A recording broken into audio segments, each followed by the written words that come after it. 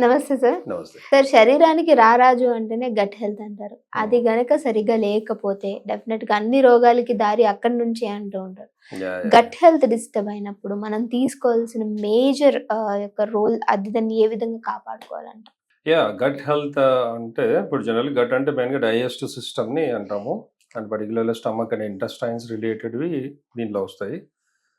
But gut అంటే ఇంకో meaning ఏంటంటే కరేజ్, ధైర్యము, సాహసము అంటారు కదా! హ్మ్. ఎన్ని గట్స్ ఉండాలి నాతో మాట్లాడాలంటే అంటుంటారు సినిమాల్లో కూడా. సో, ఆ గట్ అనేది ఆ విధంగా కూడా వస్తది. సో, అంటే మన బాడీకి సంబంధించిందే కాకుండా మైండ్‌కి సంబంధించింది కూడా.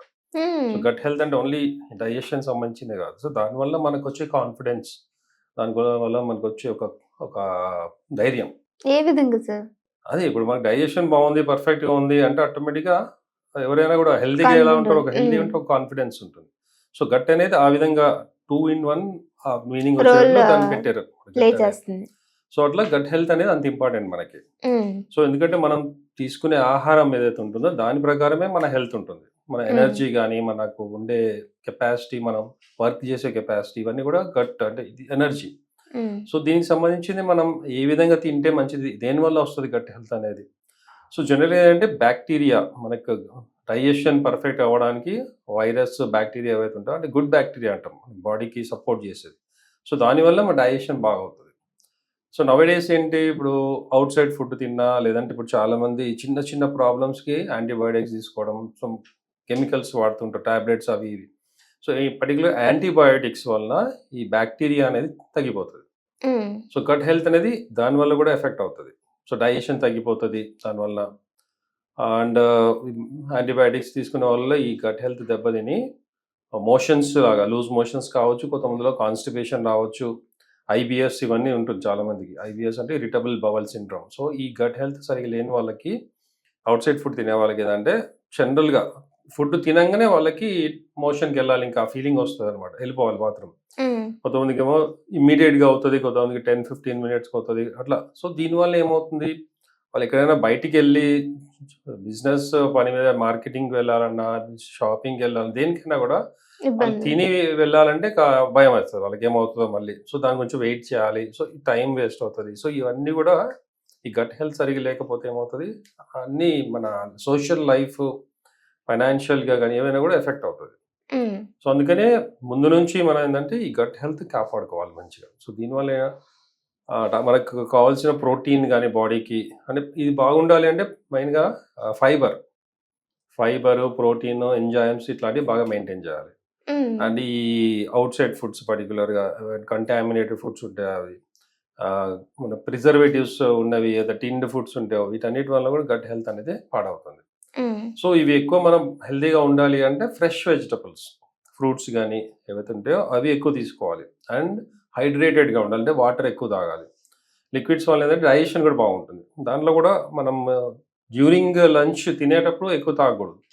సో, మనం భోజనానికి ముందు ఒక హాఫ్ అన్ అవర్ ముందు ఒక 1 glass or half glass water తాగితే డైజెస్టివ్ సిస్టమ్ అంతా యాక్టివేట్ అవుతుంది. సర్క్యులేషన్ ఇంప్రూవ్ అవుతుంది. సో, తిన్న తర్వాత మనకు ఆ డైజెషన్ అవ్వడానికి ఈజీగా ఉంటుంది. ప్లస్ డైజెషన్ అవ్వడానికి one of the main component ఏంటంటే హైడ్రోక్లోరిక్ యాసిడ్. హ్మ్. సో, మనకి జనరల్‌గా ఇప్పుడు రోజు 1 గంటకి అన్నం తింటామనుకో, ఒకవేళ హాఫ్ అన్ అవర్ లేట్ అయింది. సో, మనకు లోపలంతా మంటగా అంటే ఒక విధంగా అవును. హీట్ డెవలప్ అవుతది. దాన్ని మనం ఆకలి అంటాం.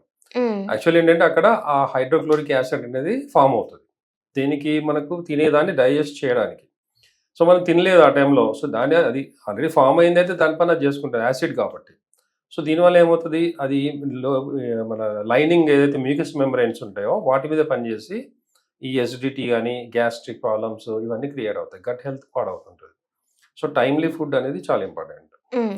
రెండోది డైజెషన్ ఇంప్రూవ్ అవ్వడానికి చాలామంది ఏందంటే టైమ్ 15 మినిట్స్ ఉంటది. ఆ 15 మినిట్స్‌లో గబగబా తినేయాలి.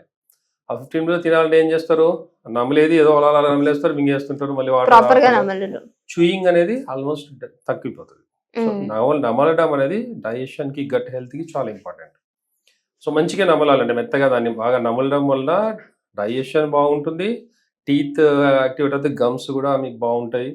అండ్ నమలడం వల్ల కొన్ని జనరేట్ అవుతుంది దాంట్లో బాక్టీరియా ఇట్లాంటివైతే మనకు డైజెషన్‌కి సంబంధించినవి. సో, ఇవన్నీ అందుకనే చాలామంది 32 సార్లు నమలాలి ఏదో చెప్తుంటారు పెద్దవాళ్ళంటే ఆయుర్వేదిక్‌లో వీటిలో. సో, నమలడం అనేది చాలా ఇంపార్టెంట్. సో అందుకనే లంచ్ పర్టికులర్గా తినేటప్పుడు రిలాక్స్గా కూర్చొని, పెద్దవాళ్ళు అంటారు కింద కూర్చొని హాస్పిటల్ వేసుకొని కూర్చొని హాఫ్ అన్ అవర్ తింటారు. మెయిన్గా ఇప్పుడు బ్రాహ్మిన్స్ కానీ వీళ్ళు కొంతమంది. సో ఎందుకు అంతసేపు తింటారు అంటే డైజెషన్ బాగుంటుంది. సో ఒకసారి మంచిగా నమిలి తింటే ఈవినింగ్ మనం సరిగ్గా తినకుండా నో ప్రాబ్లం. సో ఈ గట్ హెల్త్ బాగుండాలంటే ఇది కూడా ఒక ఇంపార్టెంట్. అండ్ ఈ బేకరీ ఐటమ్స్ కానీ షుగర్ ఐటమ్స్ మెయిన్గా, షుగర్ అనేది మ్యాక్సిమం అవాయిడ్ చేయాలి.